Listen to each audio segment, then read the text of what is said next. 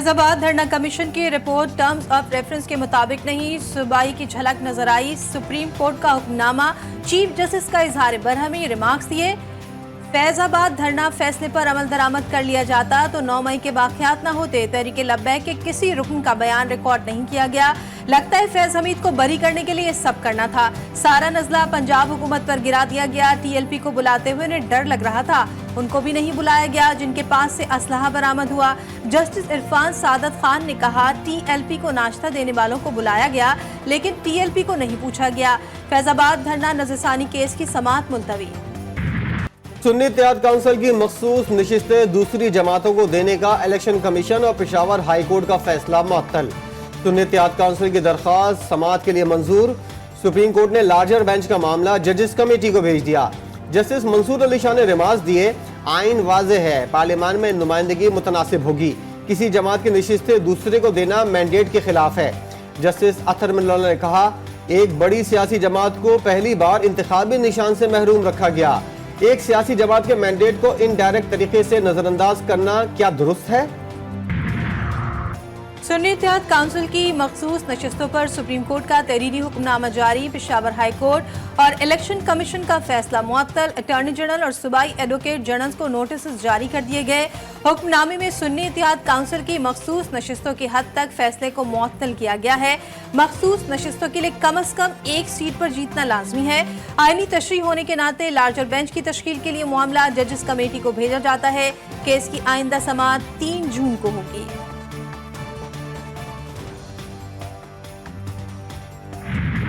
आज अल्हम्दुलिल्लाह supreme court ने लीव ग्रांट कर दी है। इलेक्शन कमीशन का ऑर्डर 1 मार्च 2024 का और पेशावर हाई कोर्ट के लार्जर बेंच का ऑर्डर 14 मार्च 2024 का सुप्रीम कोर्ट ने सस्पेंड कर दी है। हुकूमत आज नाकाम हो गई, 2/3 अक्सरियत से महरूम हो गई। अदालती फैसला हमारे मौक़िफ़ की तायद है। इजाफी अरकान को कानून साजी में हिस्सा लेने से रोक दिया गया है। चेयरमैन पीटीआई बैरिस्टर गौहर का ऐलान, कहा हमारे किसी के साथ कोई मुज़ाकरात नहीं हो रहे। इस फैसले का मुज़ाकरात से कोई ताल्लुक नहीं।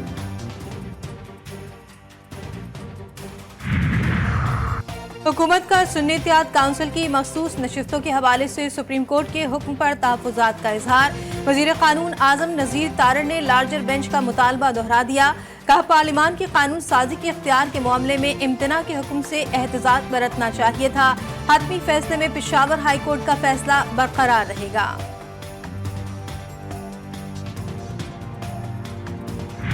अमेरिकन सफ़ीर इस चीज़ में है कि वो किसी को पाकिस्तान के अंदर रिहाई दे सकता है और ना ही हम लोग अपने तहफ़्फ़ुज़ात जो है वो किसी गैर मुल्की एम्बेसडर के सामने रखेंगे। हम लोग मुहिब्बे वतन लोग हैं, पॉइंट नंबर 1। पॉइंट नंबर 2, हम लोग बिलीव करते हैं रूल ऑफ लॉ पे।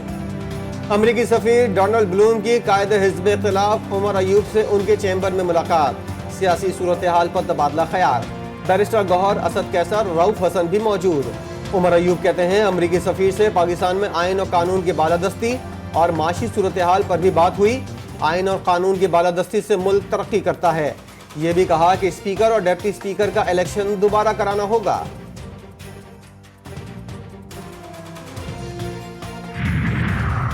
तहरीक इंसाफ का शेख वक्कास अकरम को चेयरमैन पीएससी बनाने का फैसला। उमर अयूब की ज़ेर सदारत इजलास में मंजूरी दे दी गई। शेर अफजल मरवत ने मामला बानी तहरीक इंसाफ के सामने रखने का ऐलान कर दिया। कहते हैं ये पीटीआई एस्टैब्लिशमेंट की मेरे खिलाफ साजिश है। तहरीक इंसाफ सियासी जमात है, राजवाड़ा नहीं। मैं इसे हाईजैक नहीं होने दूंगा।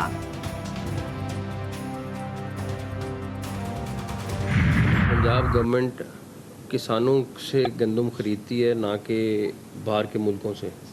पंजाब गवर्नमेंट का तो किसी सूरत भी कोई ताल्लुक ना बनता है, ना है, ना था।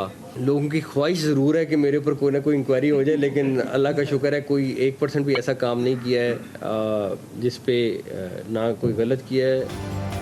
पंजाब में गंदम के मामले पर इंक्वायरी कमीशन को कुछ नहीं मिलेगा। वफाकी वज़ीर दाखिला मोहसिन नकवी का दावा।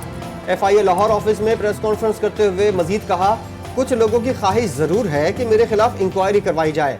किसी की ख्वाहिश पर मैं कुछ नहीं कह सकता। पंजाब हुकूमत का गंदम के मामले से कोई ताल्लुक था और ना है।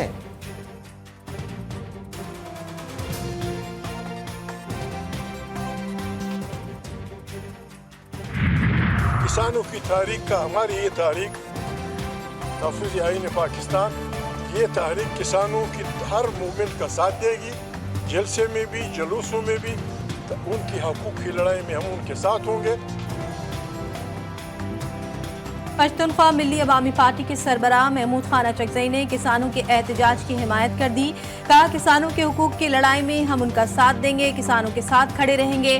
कोयटा में मीडिया से गुफ्तगू में महमूद अचकज़ई का कहना था कि मेहनतकश मजदूरों की दिहाड़ी 1200 है, जबकि मजदूरों की दिहाड़ी 2000 रुपये होनी चाहिए।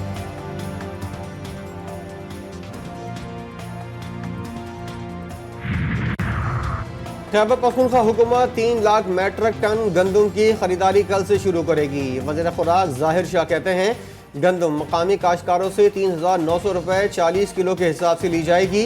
मयार और मिकदार जांचने के लिए ज़िली सतह पर कमेटियाँ तश्कील दे दी गई हैं। फ्लावर मिल्स एसोसिएशन के नुमाइंदे, नैब और एंटी करप्शन के अहलकार बहैसियत ऑब्जर्वर कमेटी में शामिल होंगे।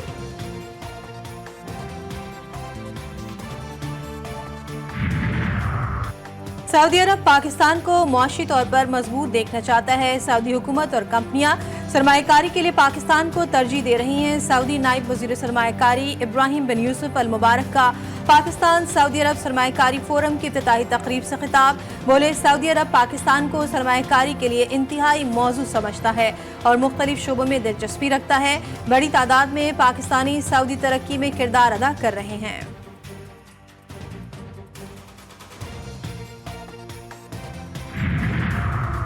पाकिस्तान में बेहतरीन माशी पॉलिसियों की वजह से इस्तेहकाम आ रहा है। ज़र मुबादला के ज़खायर में बतदरीज इजाफा हो रहा है।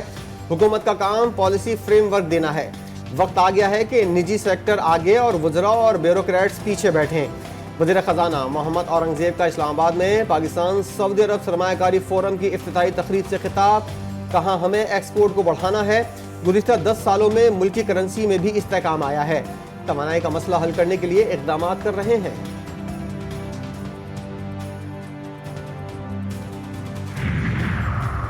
सऊदी सरमायाकारों की आमद के साथ ही स्टॉक मार्केट में जबरदस्त तेजी। 862 पॉइंट इजाफे से 72,764 पर कारोबार का अख्तिताम।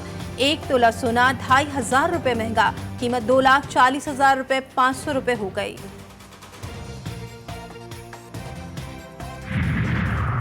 वज़ीर पेट्रोलियम मुसद्दिक मलिक ने कहा है कि सऊदी अरब की सरमायाकारी से रोजगार के मौके मैसर आएंगे। चाहते हैं कि मुल्क में नाउम्मीदी का कल्चर खत्म हो। वज़ीर तिजारत जान कमाल ने कहा कि सऊदी अरब के ताजिर पाकिस्तान की मईशत में गहरी दिलचस्पी ले रहे हैं। आज के दौर में मईशत खारजा पॉलिसी की बुनियाद बनाती है। अब हुकूमत बैरूनी सरमायाकारों को सहूलियात फराहम करेगी।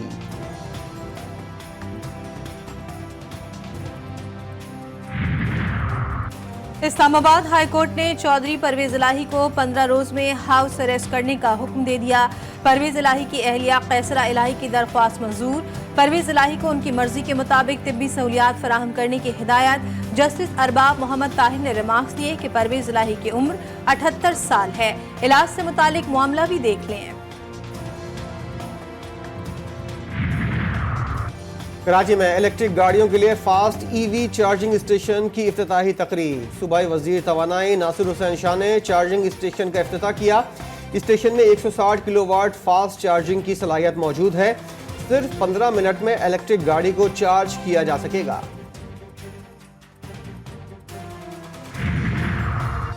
पीपल्स पार्टी के चेयरमैन बिलावल भुट्टो जरदारी ने निजकारी के मामले पर हुकूमत से बातचीत के लिए कमेटी बना दी। कमेटी में शेरुर रहमान, नवीद कमर, सलीम मानवीवाला शामिल।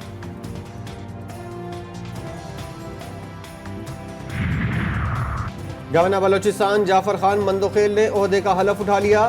Chief justice Balochistan high court justice Hashim Khan ने उनसे हलफ लिया। गवर्नर पंजाब सरदार सलीम हैदर की तकरीब हलफ बर्दारी कल होगी।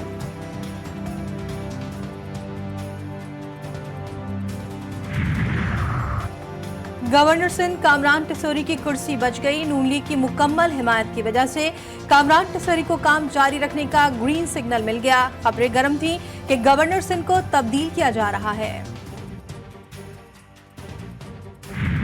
जो गाड़ी भी अनरजिस्टर्ड सड़क पे नजर आएगी उसको 10 मई के बाद एक्साइज डिपार्टमेंट जो है उसको जब्त करेगा।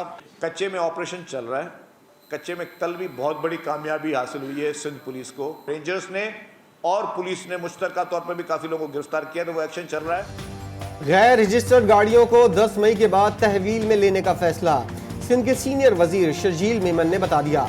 बोले कच्चे में डाकुओं के खिलाफ ऑपरेशन तेज कर दिया, जराइम में मुलव्विस अफराद और मंशियात फरोशों के खिलाफ क्रैकडाउन का हुक्म दे दिया है। हाई कोर्ट ने नौकरियों पर स्टे दिया, हमें ऑपरेशनल काम के लिए स्टाफ की जरूरत है, गुजारिश है स्टे खत्म किया जाए। शर्जील मेमन ने कहा सिंध हुकूमत के पास वाफिर मिकदार में गंदम मौजूद है, निगरान हुकूमत को इतनी बड़ी मिकदार में गंदम इंपोर्ट नहीं करनी चाहिए थी, गंदम एक्सपोर्ट करनी होगी। रहीम यार खान के कच्चे के इलाके में पुलिस का डाकुओं के खिलाफ टारगेटेड ऑपरेशन जारी। शोर गैंग के 4 डाकू हलाक, 10 से जायद जख्मी। थाना घेलपुर की हुदूद में जारी ऑपरेशन के दौरान 4 डाकू जख्मी। कराची में 9वीं और 10वीं जमात के इम्तिहानात का कल से आगाज। नाज़िम इम्तिहानात की खुसूसी इजाज़त पर इम्तिहानी फॉर्म लेट फीस के साथ 10 मई तक जमा कराने की सहूलत। 7 से 11 मई तक रह जाने वाले पर्चे इम्तिहानात के बाद लिए जाएंगे। सानवी तालीमी बोर्ड का ऐलान। सिंध और पंजाब में गर्मी की शिद्दत में इजाफा। नवाबशाह और मोहनजोदड़ो में पारा 43 डिग्री रिकॉर्ड। कराची में गर्मी की शिद्दत बरकरार, पारा 34 डिग्री हो गया। पंजाब में 12 मई से हीट वेव का इम्कान, पारा 40 डिग्री से ऊपर जाने की पेशगोई। में दहशतगर्दी जारी। रात गए रफा के मशरकी हिस्से में घरों पर बमबारी से 22 फलस्तीनी शहीद हो गए। जंगी जराइम का पर्दा चाक करने पर सहूनी हुकूमत ने अल जजीरा की नशरियात बंद कर दी। अल-कसाम ने दुश्मन फौज पर रॉकेटों से भरपूर जवाबी हमला करते हुए 4 फौजियों को जहन्नुम वासल और 9 फौजी जख्मी कर दिए। काबिज फौज ने रफा के मशरकी हिस्से में पनाह लेने वाले फलस्तीनियों को इलाका छोड़ने की वार्निंग जारी कर दी। अमरीकी जामियात में इसराइल के खिलाफ मुजाहरे जारी। शिकागो में डिपॉल यूनिवर्सिटी के तलबा का एहतजाज। कैलिफोर्निया और वर्जीनिया की यूनिवर्सिटियों के तलबा का इसराइल से ताल्लुकात खत्म करने का मुतालबा। जर्मनी की बर्लिन यूनिवर्सिटी में भी इसराइल मुखालिफ एहतजाज। तुर्किया के शहर इस्तांबुल में भी हजारों अफराद का फलस्तीनियों से इजहार यकजहती। अमेरिका और इसराइल के खुफिया एजेंट्स यमन में फिरकावाराना टारगेट किलिंग में मुलव्विस निकले। यमनी फौज ने अमार वाले ग्रुप के जासूसों का पता चला लिया। ग्रुप के अरकान गिरफ्तार। मजीद की गिरफ्तारी के लिए यमनी फौज ने तस्वीर जारी कर दी। पेरिस आमद पर फ्रांसीसी वजीर आजम ने मुअज़्ज़ज़ मेहमान का पुरतबाक इस्तकबाल किया। सदर मैक्रोन से मुलाकात में दोनों रहनुमाओं ने आलमी सियासी सूरत हाल पर तबादला ख्याल किया। कप्तान की वर्ल्ड कप जीतने पर तवज्जो। खिलाड़ियों से ज्यादती का सवाल ही पैदा नहीं होता। बाबर आजम की प्रेस कॉन्फ्रेंस। कहा टीम की सिलेक्शन मेरिट पर हुई, 7 सिलेक्टर्स ने मुशावरत से फैसले किए। हसन अली 15 खिलाड़ियों में शामिल नहीं, बैकअप के तौर पर हैं। कहा हर टीम के खिलाफ प्लान है, सिर्फ भारत के खिलाफ मैच ही नहीं, हर मैच में भरपूर टीम मैदान में उतारेंगे।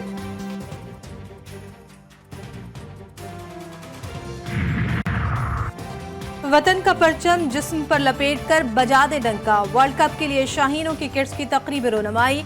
कौमी क्रिकेट टीम के स्टार्स की शिरकत। जर्सी पर पाकिस्तान का नाम और टीम का स्टार नुमाया है। खिलाड़ियों ने फुल फोटोशूट में भरपूर हिस्सा लिया।